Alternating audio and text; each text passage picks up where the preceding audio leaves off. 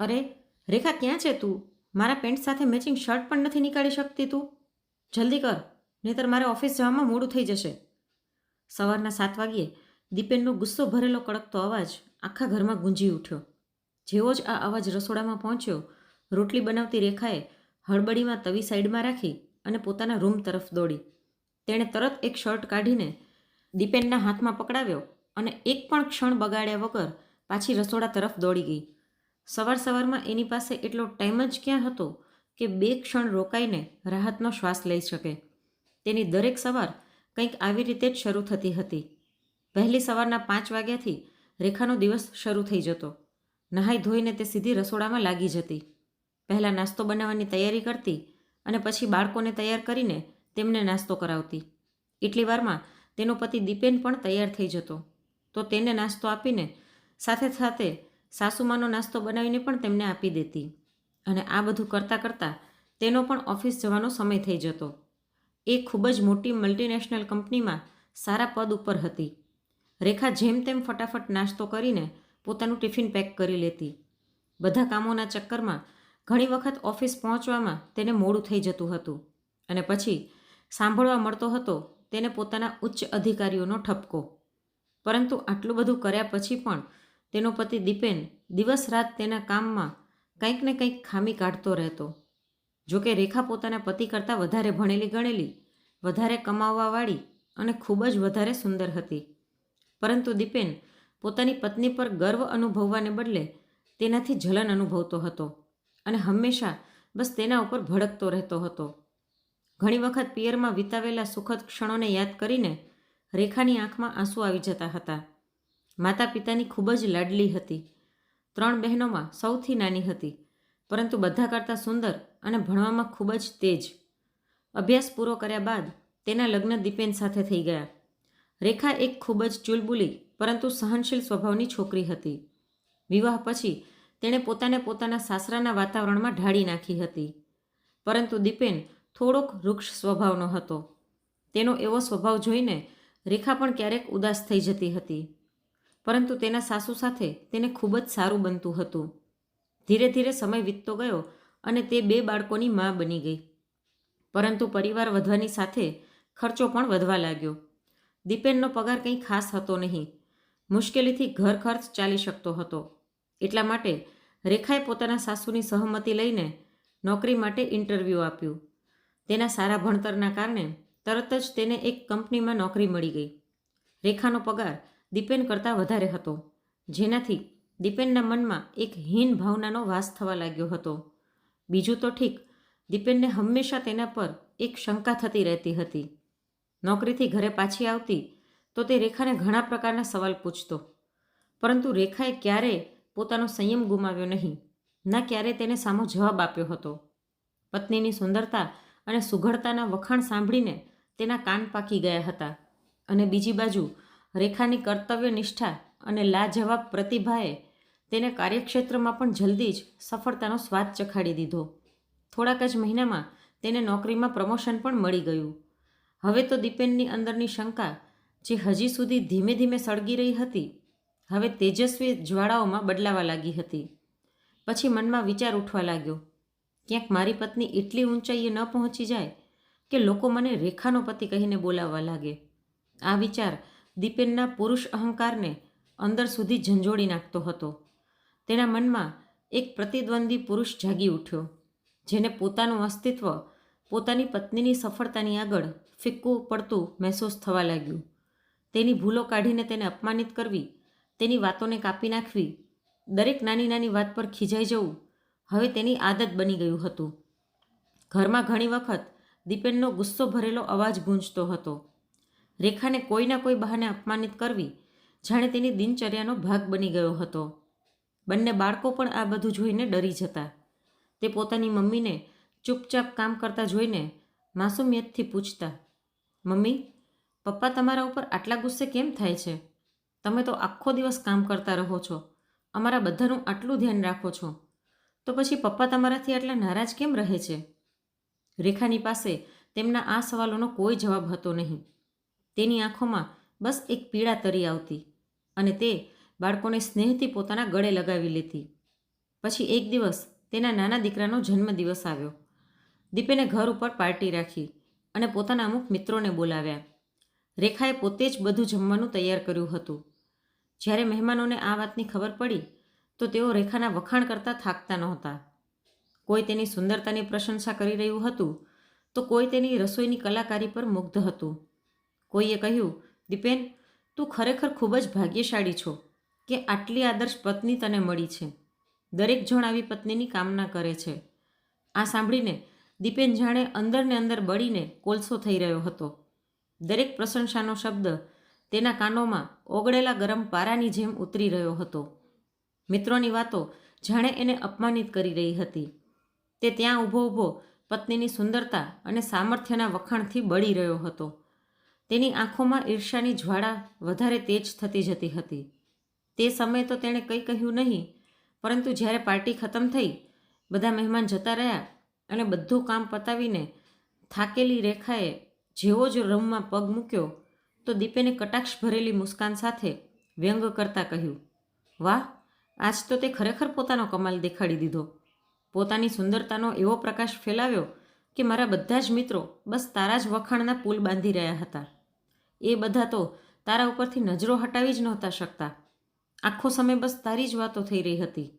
રેખા કેટલી સુંદર છે, કેટલી હોશિયાર છે. રેખાએ તો કમાલ કરી નાખ્યો. એવું લાગી રહ્યું હતું જાણે પાર્ટી તારા માટે રાખવામાં આવી હતી, છોકરા માટે નહીં.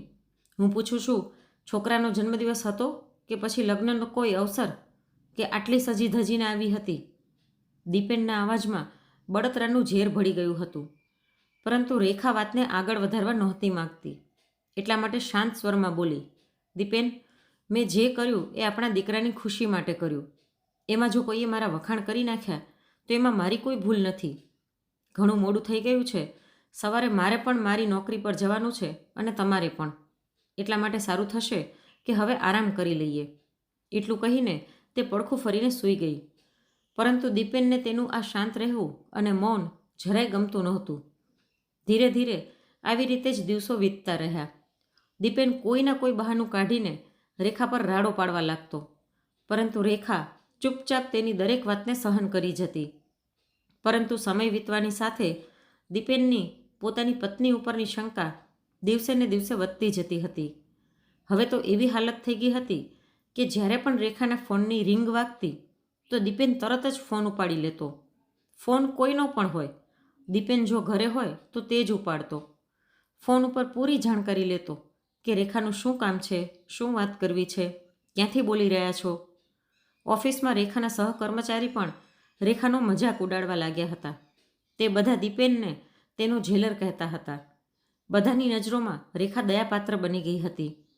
આજે રેખાની ઓફિસમાં વાર્ષિક ઉત્સવ હતો, જેમાં કંપનીના ઉચ્ચ અધિકારી પણ આવવાના હતા અને રેખાને તેમની સમક્ષ પ્રેઝન્ટેશન આપવાની જવાબદારી સોંપવામાં આવી હતી.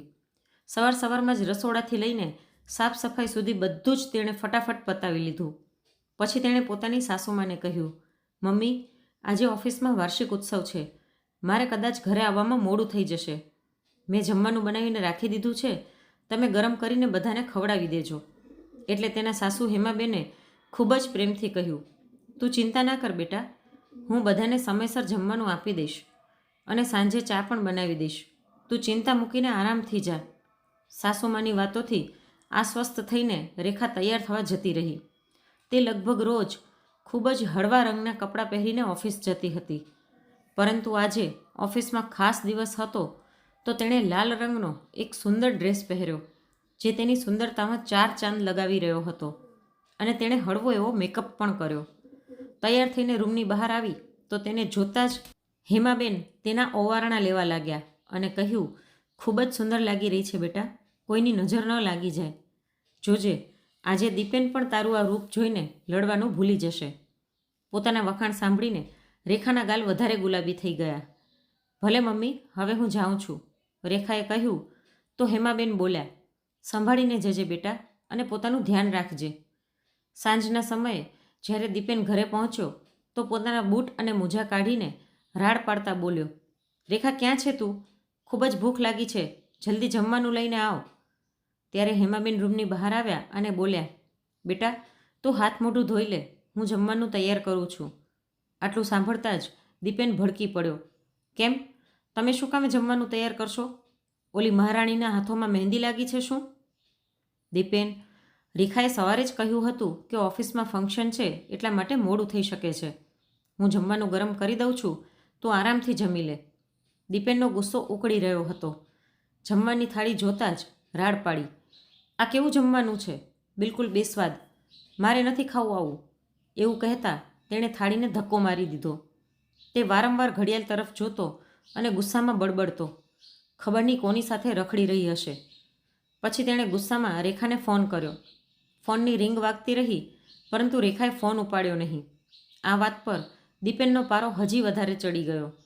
રહી રહીને તેના દિમાગમાં એ જ વાત આવતી હતી કે રેખાના સહયોગી તેની સુંદરતાના વખાણ કરી રહ્યા હશે, તેની સાથે હસી મજાક અને મસ્તી કરી રહ્યા હશે અને તે હસી રહી હશે. રાતના લગભગ 10 વાગી ગયા હતા. રેખાએ દરવાજો ખખડાવ્યો. અરે બેટા, તું આવી ગઈ? તે કંઈ ખાધું કે નહીં?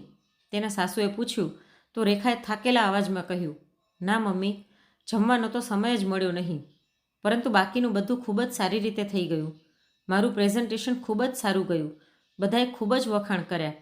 એવું કહેતા રેખાએ છોકરાઓના રૂમનો દરવાજો ખોલ્યો તો બંને બાળકો સૂઈ ગયા હતા. હેમાબેને તેને પાણી આપ્યું અને કહ્યું, જા, તું કપડાં બદલી લે, હું જમવાનું ગરમ કરી દઉં છું. ના મમ્મી, થોડીવાર પહેલાં જ ચા પીધી હતી. તમે જઈને સૂઈ જાઓ. ઈચ્છા થશે તો હું જમી લઈશ. અત્યારે ભૂખ નથી. એટલું કહીને રેખા પોતાના રૂમમાં આવી તો ક્રોધથી સળગતો દીપેન અંધારામાં જ આંટા મારી રહ્યો હતો. રેખાને જોતાં જ તેના ઉપર વરસી પડ્યો. આ સમય છે ઘરે આવવાનો? રાતના 10 વાગી રહ્યા છે. હું તને ફોન કરી રહ્યો હતો. તે ફોન ઉપાડ્યો કેમ નહીં? કોની સાથે હતી? રેખાએ રૂમની લાઇટ ચાલુ કરી તો દીપેન તેને વિપરીત નજરોથી ઉપરથી નીચે સુધી જોઈ રહ્યો હતો. ગજબની સુંદર દેખાઈ રહી હતી રેખા. ત્યારે રેખા બોલી, તમને તો ખબર હતી ને કે આજે ઓફિસના વાર્ષિક ઉત્સવમાં મારે પ્રેઝન્ટેશન આપવાનું હતું. બસ એમાં જ વ્યસ્ત હતી અને એ કારણથી જ મોડું થઈ ગયું. અહીં સુધી કે મેં તો ત્યાં કંઈ ખાધું પણ નથી કે ક્યાંક હજી વધારે મોડું ન થઈ જાય. તેની વાત સાંભળીને દીપેન ગુસ્સામાં બોલ્યો, હું બધું જ સમજું છું. જેટલી સજી ધજીને તું ગઈ હતી, કઈ રીતનું પ્રેઝન્ટેશન આપીને આવી હોઈશ, મને બધી ખબર છે. અને જ્યાં સુધી રહી વાત જમવાની, તો તારું પેટ તો પોતાના યાર દોસ્તોના વખાણ સાંભળીને જ ભરાઈ ગયું હશે. ખાવા માટે જગ્યા જ ક્યાં બચી હશે? દીપેનની વાત સાંભળતા જ રેખા પથ્થરની જેમ જડ થઈ ગઈ. પરંતુ દરેક વખતની જેમ આજે તે પોતાની જાતને રોકી ન શકી. તે બોલી, આ કઈ રીતની વાતો કરી રહ્યા છો તમે? કંઈ શરમ આવે છે કે નહીં તમને? જે કંઈ પણ મોઢામાં આવે છે બોલતા જઈ રહ્યા છો. એટલે દીપેન ગુસ્સામાં બોલ્યો, જે રીતનું તારું ચાલચલન છે ને, શરમ મને નહીં તને આવવી જોઈએ. તારા જેવી સ્ત્રીઓને હું સારી રીતે જાણું છું. ઘરના કામકાજમાં તો કંઈ કરતી નથી અને બધા રૂપિયા મેકઅપ અને કપડાં અને શેર સપાટા ઉપર ઉડાવી દે છે. તને પોતાની જવાબદારીઓનો કોઈ અહેસાસ છે જ નહીં. ઘર માટે શું કરે છે તું? આખો દિવસ મારી માં જ આખું ઘર સંભાળે છે અને ઘર ખર્ચ હું જોઉં છું. તું તો નોકરીના બહાને દિવસભર મોજ ઉડાવે છે ઓફિસમાં. આ સાંભળીને રેખાનું ધૈર્ય હવે જવાબ દેવા લાગ્યું હતું. તમારો પગાર તો અડધા મહિનામાં જ ખતમ થઈ જાય છે. ક્યારે વિચાર્યું છે બાકીના દિવસો ઘરનો ગુજારો કઈ રીતે ચાલે છે? મેં તો તમને પ્રેમ કર્યો હતો, તમને હંમેશા માન સન્માન આપ્યું, પરંતુ તમે મારી સહનશીલતાને મારી નબળાઈ સમજી. છતાં પણ મને લાગતું હતું કે હું મારા પ્રેમના તાંતણા તમને બાંધી લઈશ, પરંતુ કદાચ એ મારો વહેમ હતો. ત્યારે દીપેન ગુસ્સામાં બોલ્યો, મને વધારે ઉપદેશ દેવાની જરૂરત નથી. આ ઘરમાં રહેવું છે તો મારા હિસાબથી રહેવું પડશે. આવી રીતે ઓફિસમાં મોજ મસ્તી કરીને મોડેથી તારું ઘરે આવવું મને જરાય પસંદ નથી. એટલે રેખા ઊંચા અવાજમાં બોલી, નોકરી કરીશ તો ઓફિસના બાકી કર્મચારીઓ સાથે પણ વાતચીત કરવી પડશે અને બોસ સાથે પણ. બોસ કહેશે તો મોડે સુધી કામ પણ કરવું પડશે અને હું મારી નોકરી ના મૂકી શકું. હા હા, તું શું કામે નોકરી મૂકીશ? ઘરે બેસીને તને તે મોજ મસ્તી થોડી મળવાની છે જે ત્યાં મળે છે. દીપેનની આ વાત પર રેખાની આંખમાં આંસુ આવી ગયા. તેણે કહ્યું, તમે હંમેશા મને નીચી દેખાડવાનો પ્રયાસ કર્યો છે. તે છતાં પણ જો હું પ્રગતિ કરી રહી છું તો તમારા અહેમને ઠેસ પહોંચે છે. પરંતુ તમે ક્યારેય એ નથી વિચાર્યું કે આ બેવડી ભૂમિકા નિભાવવામાં મને કેટલો કષ્ટ ઉપાડવો પડે છે. ઘરના કામમાં કંઈક રહી જાય તો તમે ગુસ્સે થઈ જાઓ છો. ઓફિસમાં મોડું થઈ જાય તો બોસની ફટકાર સાંભળવી પડે છે. ઘર ખર્ચ ચલાવવા માટે રૂપિયા ઓછા પડી જતા હતા. એટલા માટે નોકરી કરવાની શરૂ કરી હતી મેં. પરંતુ ઓફિસેથી પાછા આવવામાં જરા પણ મોડું થઈ જાય છે તો તમે મને શંકાની નજરોથી જુઓ છો. પરંતુ જ્યારે તમે ઘરે મોડેથી આવો છો તો મારા મનમાં તો આવા હલકા વિચાર નથી આવતા. બહુ જીભ ચાલવા લાગી છે તારી. આજે તારી અકલ ઠેકાણે ન લાવી તો મારું નામ પણ દીપેન નહીં. એવું કહેતા દીપેને જેવો જ રેખા પર હાથ ઉપાડ્યો એ જ સમયે તેના મમ્મી હેમાબેન અંદર આવ્યા. તેમણે રેખા તરફ જોયું, જેની આંખો રોઈ રોઈને લાલ થઈ ગઈ હતી. ગુસ્સા ભરેલા અવાજમાં હેમાબેન બોલ્યા, દીપેન, આ બધું શું છે? રેખા પર હાથ ઉપાડ્યો તે? શરમ આવી જોઈએ તને. દર સમયે તું જેના પર રાડો પાડતો રહે છે એ પત્ની છે તારી, કોઈ નોકરાણી નથી. અને આજે એણે એવું તે શું ખોટું કરી નાખ્યું? બિચારી આખો દિવસ કામ કરીને થાકીને ઘરે આવે છે અને એના આવતા જ તું એના ઉપર વરસી પડે છે. પોતાની માને રેખાની તરફેણમાં બોલતા જોઈને દીપેન ભડકી ગયો. મમ્મી, તમે દર વખતે આને જ સાચી કહો છો. તમને આનામાં કોઈ કમી નજર નથી આવતી, પરંતુ તમે નથી જાણતાની હકીકત શું છે. હેમાબેન ગુસ્સામાં ધ્રુજવા લાગ્યા. હકીકત? હકીકત એ છે કે તને પોતાની પત્નીની સફળતા સહન નથી થઈ રહી. હકીકત એ છે કે તું તેના દરેક કામમાં કંઈક ને કંઈક વાંધા વચકા કાઢતો રહે છે. તું તેના વખાણ કરવાને બદલે તેની મહેનતને અપમાનિત કરે છે, તેના ચરિત્ર પર સવાલ ઉપાડે છે. દીપેન પોતાની માની વાત સાંભળીને વધારે ભડકી ગયો. મમ્મી, તમે વચમાં ન પડો. આ અમારા બંને વચ્ચેની વાત છે. તમે પોતાનું કામ કરો. એટલે હેમાબેન રાડ પાડીને કહ્યું, બિલકુલ નહીં. હું ચૂપ રહીને આ બધું ન જોઈ શકું. મારી વહુ ખૂબ જ મહેનતી અને સંસ્કારી છે. પછી રેખાનો હાથ પકડીને બોલ્યા, ચાલ બેટા, તારા માટે આ જગ્યા સુરક્ષિત નથી. આજે રાત્રે તું મારા રૂમમાં સૂઈ જા. દીપેન ગુસ્સામાં પાગલ થઈ ગયો હતો. હા, લઈ જવાને, મારે કોઈ જરૂરત પણ નથી આની. રેખા હેમાબેનની સાથે તેમના રૂમમાં જતી રહી. બેટા, તું મારી દીકરી જેવી છે. હું જાણું છું દીપેને તને ખૂબ જ તકલીફ આપી છે, પરંતુ તું ચિંતા ન કર. હું તારી સાથે છું અને હંમેશા તારી સાથે ઊભી રહીશ.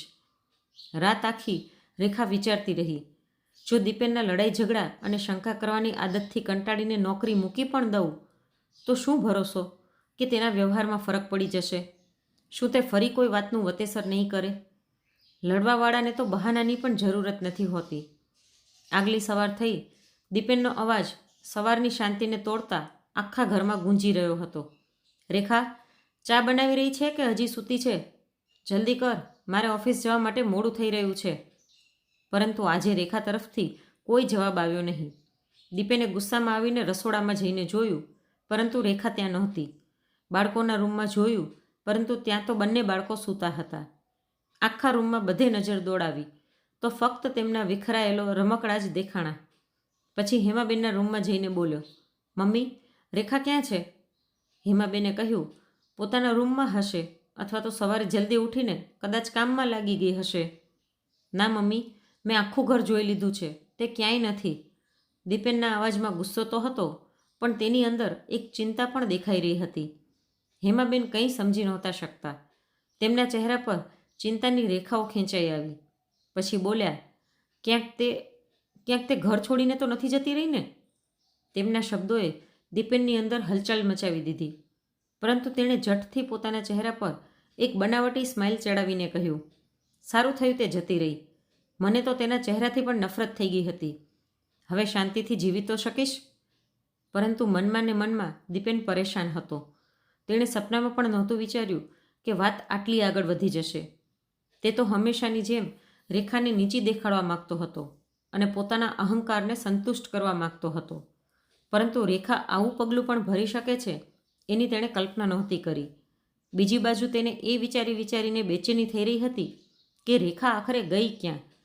પિયરે જવાનો તો સવાલ જ હતો નહીં, કેમ કે તેના માતા પિતાનું તો વર્ષો પહેલાં જ અવસાન થઈ ગયું હતું અને ભાઈ હતો નહીં. દીપેનની બેચેની સતત વધતી જતી હતી. છતાં પણ તેણે બધાની સામે એવો દેખાવ કર્યો જાણે તેને કોઈ ફરક જ નથી પડતો. ઉલટાનો તે તો આ વાતથી ખુશ છે. રેખા વગર હવે ઘર વીરાન લાગવા લાગ્યું હતું. પહેલાં જ્યાં દર સવારે નાસ્તાની સુગંધ અને બાળકોનો ખિલખિલાટ ગૂંજતો હતો, ત્યાં હવે એક ઠંડી નીરવ શાંતિ પ્રસરેલી હતી. બાળકોની મુસ્કાન ક્યાંક દૂર જતી રહી હતી. હેમાબેનને સવારમાં ઉઠીને બાળકોને તૈયાર કરવા પડતા હતા. સવારની ભાગદોડમાં હિંમત જવાબ દેવા લાગતી. ત્યાં બાળકોની બસનો સમય થઈ જતો તો જલ્દીમાં તે બંને બાળકો અને દીપેનના ટિફિનમાં સૂકો નાસ્તો ભરી દેતા. દીપેન, જે પહેલાં રેખાના બનાવેલા ગરમા ગરમ નાસ્તામાં વાંધા વચકા કાઢતો હતો, હવે ચૂપચાપ સૂકો નાસ્તો ખાઈ લેતો. ઘણી વખત ભૂખ્યો જ ઓફિસ જતો રહેતો અને કેન્ટીનમાં કંઈક ને કંઈક ખાઈ લેતો. બાળકો પણ હવે ઉદાસ રહેવા લાગ્યા હતા. તેઓ ઘણી વખત પોતાની મા વિશે પૂછતા, દાદી, મમ્મી ક્યાં જતી રહી? શું તે એમને મૂકીને જતી રહી? શું હવે તે ક્યારેય પાછી નહીં આવે? હેમાબેન તેમને દિલાસો આપતા અને કહેતા, ના બેટા, મમ્મી જલ્દી જ પાછી આવી જશે. તે કામથી ક્યાંક બહાર ગઈ છે. બોલતા તેમનું મન પણ ભારી થઈ જતું.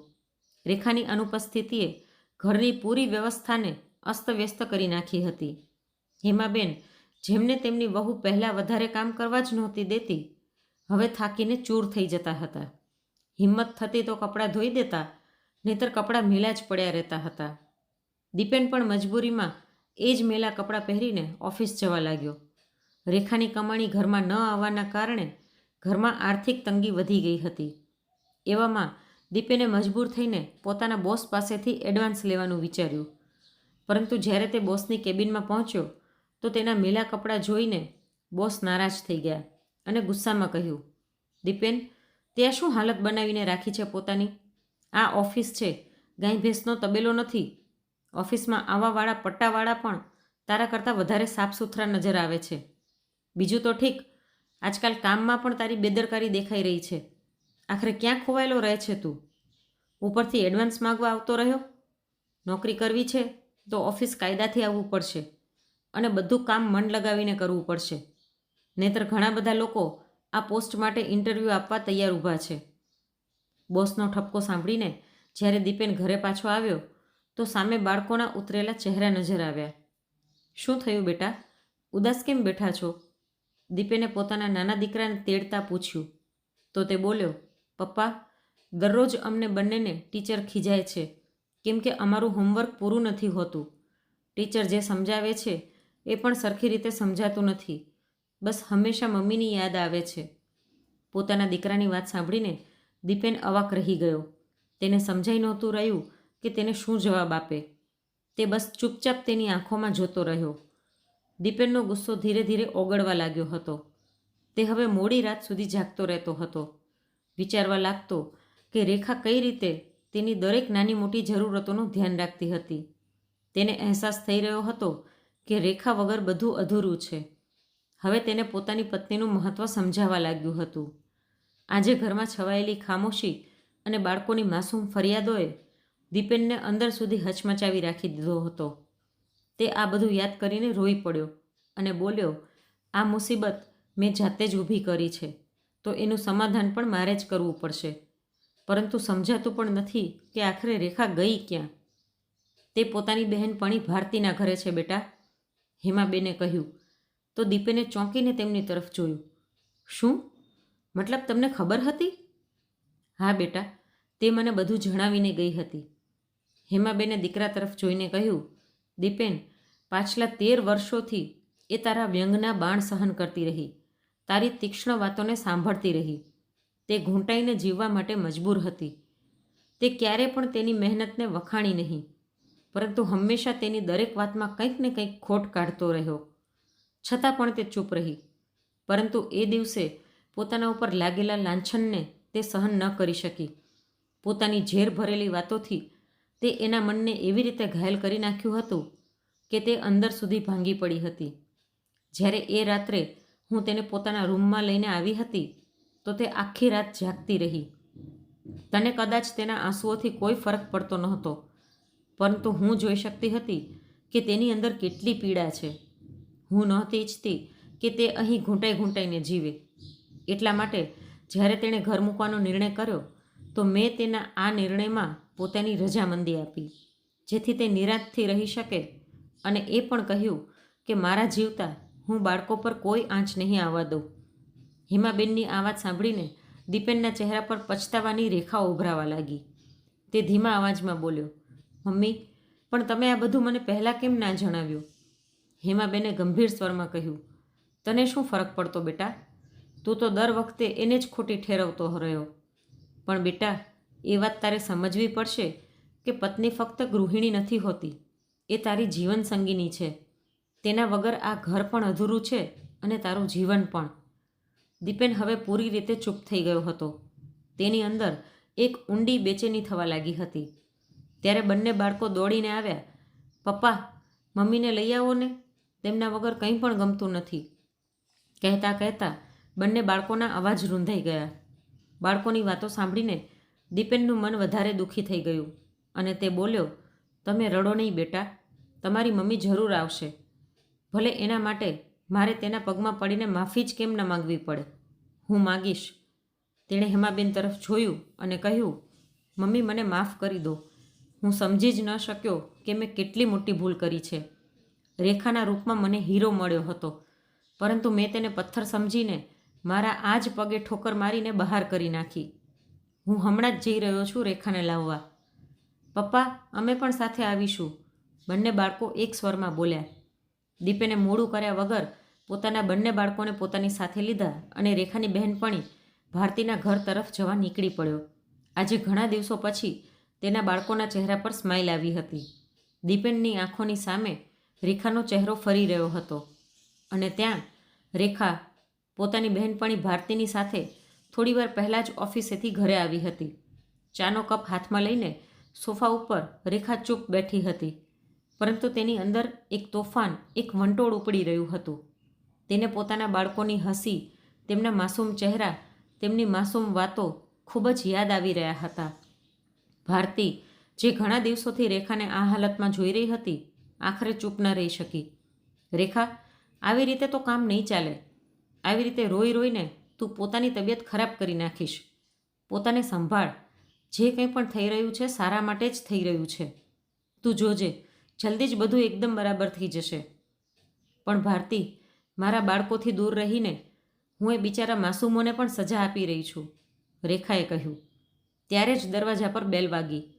ભારતીએ ચોંકીને કહ્યું, કદાચ કોક આવ્યું છે. ઊભી રહે, હું જોઉં છું. દરવાજો ખોલ્યો અને સામે ઊભેલા દીપેનને જોઈને ભારતી અવાક રહી ગઈ. તેની સાથે રેખાના બંને બાળકો પણ હતા, જેમના ચહેરા પર ખુશી અને બેચેની સાફ દેખાઈ રહી હતી. દીપેને સહેજ અચકાતા કહ્યું, ભારતી, શું અંદર આવી શકું છું? હું રેખા સાથે વાત કરવા માંગુ છું. ભારતીએ ઊંડો શ્વાસ લીધો અને આખો દરવાજો ખોલીને તેમને અંદર આવવા દીધા. દીપેનના અંદર આવવાથી પહેલાં જ બંને બાળકો દોડીને અંદર જતા રહ્યા. પોતાના બાળકોને સામે જોઈને રેખાની આંખોમાં ખુશીના આંસુ આવી ગયા. બંને બાળકો મમ્મી મમ્મી કહેતા તેની તરફ દોડ્યા.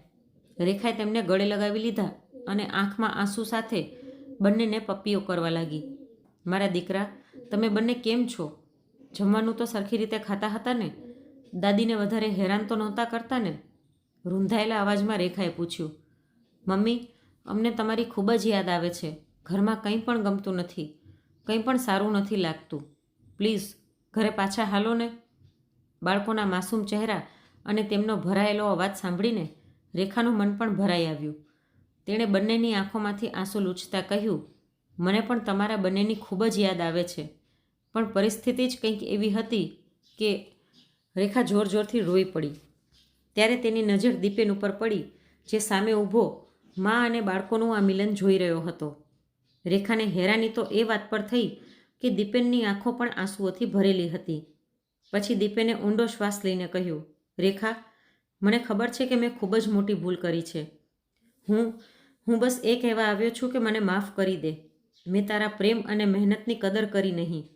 મેં દરેક વખતે તને ખોટી સાબિત કરી, તારા પર શંકા કરી, ક્યારેય તને સમજવાની કોશિશ જ કરી નહીં. તારું મહત્ત્વ ત્યારે સમજાણું જ્યારે તું મારી સાથે નહોતી. ઘર તારા વગર સૂનું થઈ ગયું છે. છોકરાઓ પણ તને યાદ કરીને રોવે છે. મમ્મી પણ ખૂબ જ ઉદાસ રહે છે. પરંતુ વિશ્વાસ કર, હું મારા પોતાના વ્યવહાર પર ખૂબ જ પછતાઈ રહ્યો છું. પ્લીઝ પાછી ઘરે ચાલ. પછી રેખાએ કહ્યું, દીપેન, માફી માંગવાથી બધું જ બરાબર નથી થઈ જતું. સંબંધમાં વિશ્વાસ અને સન્માન ખૂબ જ જરૂરી હોય છે. હું તને તે બધું જ આપીશ રેખા.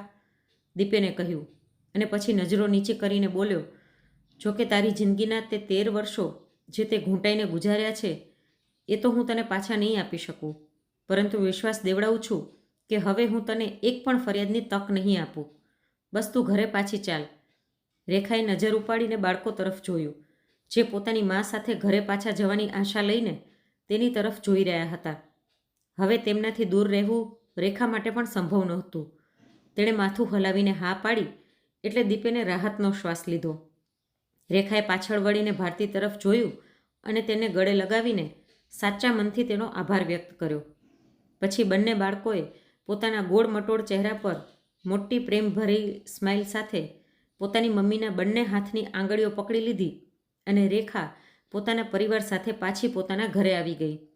હવે તે ઘરમાં ગૂંગળામણ અને તણાવનું કોઈ નામો નિશાન નહોતું, પરંતુ ખુશીઓ તેની રાહ જોઈ રહી હતી. ઘરનું વાતાવરણ બદલાઈ ગયું હતું. દીપેને હકીકતમાં પોતાને બદલવાનો દરેક સંભવ પ્રયાસ કર્યો. રેખાને તે પ્રેમ અને સન્માન આપ્યું જેના પર એક પત્ની હોવાના લીધે તેનો હક થતો હતો. બાળકોના ચહેરાની મુસ્કાન પાછી આવી ગઈ હતી અને ઘરની હવામાં ત્યાં રહેવાવાળા સદસ્યોની બેપરવાહ હસી ગુંજી રહી હતી. તો મિત્રો, આ હતી આજની વાર્તા. આ વાર્તા વિશે તમારું મંતવ્ય શું છે તે કોમેન્ટ બોક્સમાં જરૂરથી જણાવજો. અને જો વાર્તા ગમી હોય તો લાઈક કરીને વધુમાં વધુ શેર પણ કરજો. અને આવી જ અવનવી વાર્તા સાંભળવા માટે ચેનલને સબસ્ક્રાઈબ જરૂરથી કરજો.